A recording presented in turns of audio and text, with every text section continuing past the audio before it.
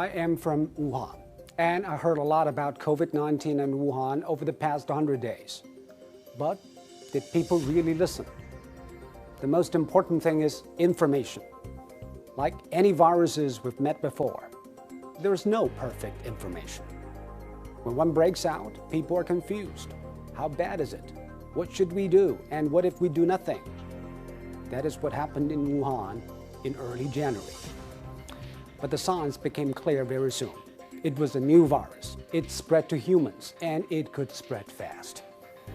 I assumed the idea of doing nothing to get herd immunity also crossed minds, because that will minimize the economic impact and social disruption. But what about the toll on lives? How many people have to die to have social immunity? And China has a large population. That means even a small fatality rate of 1% from 1.5 billion would account for a lot of people. Chinese policymakers soon realized we could not wait, and we needed to do something, big and quick. We went back to the basics: testing, isolation, and contact tracing. But that proved to be challenging. If you have enough testing kits and trace contacts thoroughly, you don't need to isolate everybody. That is what Singapore and South Korea did. But in the beginning of the outbreak, Wuhan did not have enough testing kits and could not trace everybody. So the Chinese did the extreme. Wuhan was locked down. People stayed at home. The lives of millions were disrupted, and the economy came to a halt. A month later, the epidemic was under control. But unfortunately, the rest of the world did not pay attention. One major reason is human nature. We don't see threats until it is in our faces. Despite warnings from WHO, Europe and America still imagined that the virus was not their problem. In this age of political polarization, it is very easy to fall for simple sound bites that sound familiar.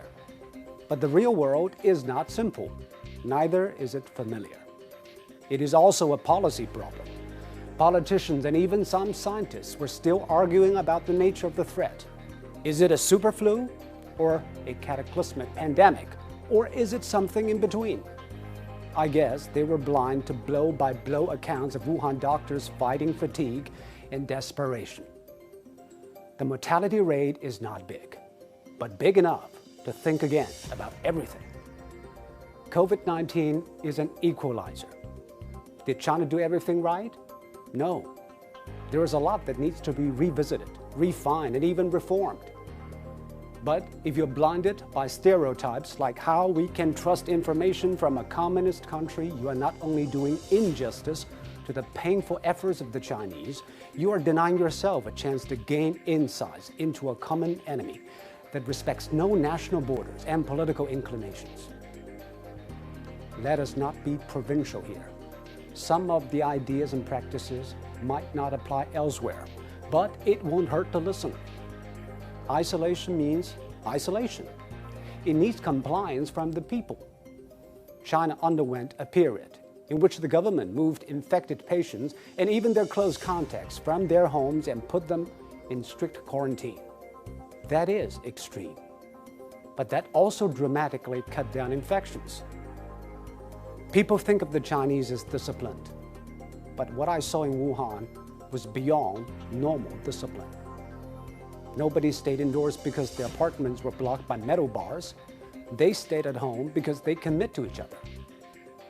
In general, the lockdown in China was much more severe. Of course, the debate about individual rights and public health will go on. But when the house is about to burn down, we don't argue about our bath time. But there are things unique to the Chinese system, of course. For example, the relationship between the central and the local governments. The central government in China plays the role of a champion, guide, coordinator, supervisor, and guarantor of last resort. So when I saw Governor Cuomo of New York begging the federal government to step in to get ventilators, I thought, wow, what a difference different systems can make. So you have 50 states competing to buy the same item.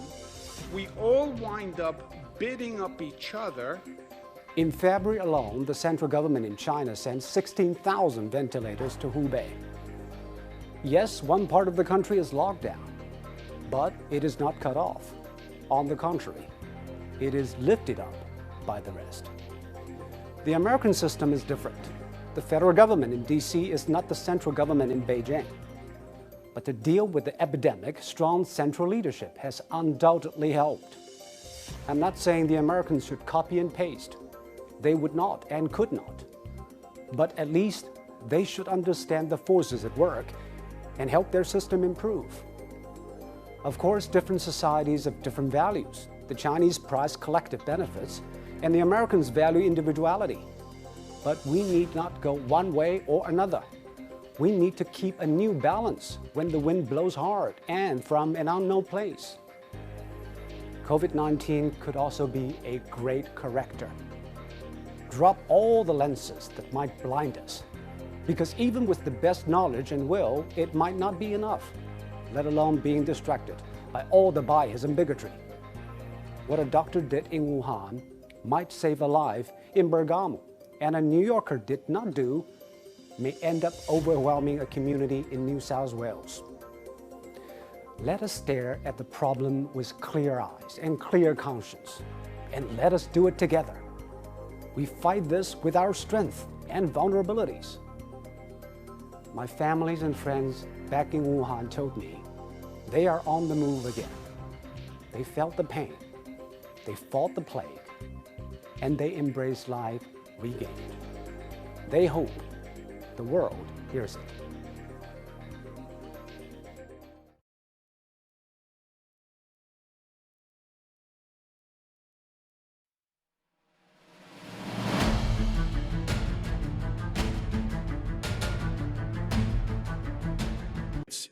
Is it possible that those that have been susceptible to influenza might have been miscategorized as to what they actually had, that it's quite possible that they actually had COVID-19?